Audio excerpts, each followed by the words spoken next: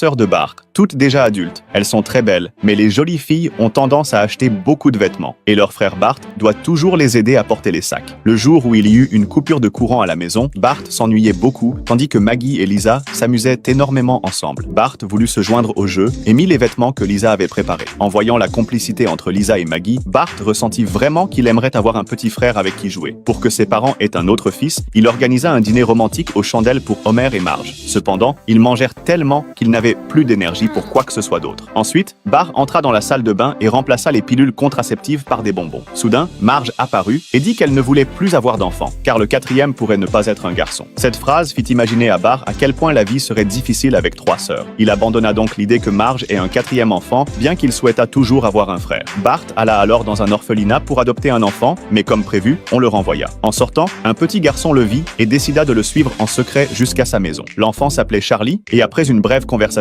Bart découvrit qu'ils avaient beaucoup d'intérêts en commun. Dès ce moment, ils firent tout ensemble. Bart apprit à Charlie à fabriquer des bonhommes de neige et à manipuler des cadavres d'animaux. Il faisait aussi des farces lourdes. Une nuit,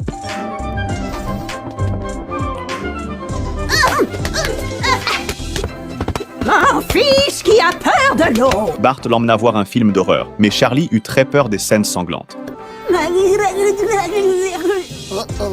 Sur le chemin du retour, le shérif apparut. L'orphelinat avait appelé la police parce qu'il recherchait Charlie. Charlie fit semblant d'accepter de revenir, mais profita d'un moment d'inattention pour attaquer le shérif et s'enfuir avec Bart. Cependant, le shérif ne cessa pas de les poursuivre. Soudain, Bart remarqua un grand tas de neige sur la place et s'y cacha avec Charlie, mais Lisa découvrit où ils étaient. Elle conseilla à Bart de ramener Charlie à l'orphelinat. Après réflexion, Bart suivit son conseil et le ramena. Finalement, Charlie fut adopté par une bonne famille.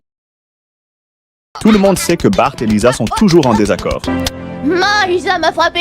C'est pas vrai. Mais si quelqu'un d'autre intimide vraiment Lisa, Bart se vengera absolument 2 fois plus. Un jour, une nouvelle prof arriva dans la classe de Lisa. Lisa essaya d'être utile immédiatement, mais la prof ne l'apprécia pas. Les devoirs dessinés au hasard par Ralph reçurent un A, tandis que Lisa obtint un B pour la première fois de sa vie. Cela la choqua tellement qu'elle s'évanouit sur place. Quand la récréation arriva, tous les élèves jouaient, sauf Lisa, qui continuait à étudier intensément. La prof prit cela pour de l'ostentation de la part de Lisa, et donna ses éloges et pointant de récompense à d'autres élèves à la place, se sentant sous pression de la prof. Lisa raconta tout à Marge. Après avoir entendu la situation, Marge et Homer se rendirent directement chez le directeur, espérant qu'il renverrait la nouvelle prof. Mais le surintendant insista sur le fait que la prof était très gentille, simplement parce que son salaire était la moitié de celui d'un membre du personnel à temps plein. Vu les choses ainsi, il était clair qu'un enfant à problème ne pouvait être géré que par un autre enfant à problème, et Homer avait déjà un plan en tête. Après avoir appris qu'elle avait été dénoncée, la nouvelle prof confronta Lisa. Le directeur blâma également Lisa pour avoir colporté des rumeurs. Ils décidèrent de mettre Lisa en retenue après les cours. Qu'est-ce que tu as fait? Tu as massacré Chopin?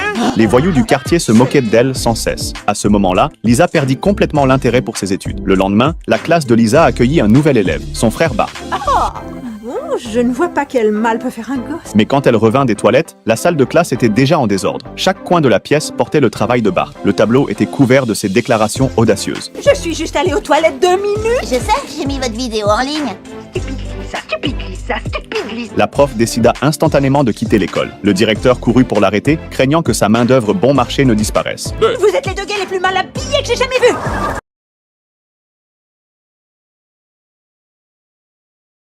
Est devenu le seul gros restant à Springfield. Après que Bernie a maigri, il est devenu beau et a même démissionné. Dans le domaine des glucides, le patron Bigum s'est lui aussi mis en forme. Et soudain, il est devenu étonnamment agile. Une par une, toutes les personnes en surpoids de la ville ont perdu du poids, grâce à une injection d'un nouveau médicament amaigrissant. Le médicament pouvait donner aux gens le corps de leurs rêves presque du jour au lendemain. Mais il avait un effet secondaire désagréable. Il éliminait complètement l'appétit. En peu de temps, toutes les boutiques de vêtements grande taille ont fait faillite. Et les restaurants sont restés vides. Marge voulait qu'Homer se fasse aussi injecter le produit, mais Homer ne pouvait pas accepter une vie sans appétit. Il refusa donc. Le gros Tony fit soudain irruption dans la maison des Simpsons et kidnappa Homer. Ils l'enfermèrent dans une pièce sombre et préparèrent un grand festin devant lui. Il s'avéra que l'injection amaigrissante agissait rapidement, mais elle laissait aussi la peau flasque des gens. Les monstres voulaient récolter la graisse d'Homer pour l'utiliser comme rembourrage pour leurs visages affaissés. Avec la mafia, le maire et la police qui lui mettaient la pression, Homer était dans de vrais ennuis. Dirent les sœurs de Marge, lui conseillant de se rendre. Il était impossible d'affronter tant d'ennemis seuls. Mais ensuite, les meilleurs chefs de Springfield se présentèrent pour aider Marge, puisqu'eux aussi avaient souffert à cause du médicament amaigrissant. expose ses fesses. Mais aux yeux d'Homer, c'est tout simplement une œuvre d'art. Ces derniers temps, Homer est tombé amoureux d'un tableau. Il reste toute la journée à la bibliothèque à contempler cette peinture. Même lorsque le personnel nettoie les lieux, il refuse de partir. Il réveille même Lisa au milieu de la nuit pour discuter d'art avec elle. Lisa aime beaucoup cette peinture elle aussi. Tous deux en parlent jusqu'à l'aube. Malheureusement, ce tableau va être mis aux enchères. Homer se dépêche alors de se rendre à la salle des ventes. Deux riches collectionneurs se disputent l'œuvre l'un après l'autre. 9 millions! Finalement, Mademoiselle Megan remporte le tableau. Lisa vient réconforter Homer. Celui-ci se jette vers la peinture, mais le personnel le tire rapidement en arrière. À travers plusieurs niveaux de sécurité, le tableau est transporté jusqu'à Megan. Mais lorsqu'elle ouvre la caisse, elle découvre qu'elle est complètement vide. Homer devient alors le suspect numéro 1. On fait appel au grand détective Maneker pour aider à l'enquête. Comme vous le voyez, je suis un homme très occupé. Prépip, un pot, hi. Il apprend qu'Homer est complètement obsédé par ce tableau. Homer nie, mais son comportement le trahit totalement.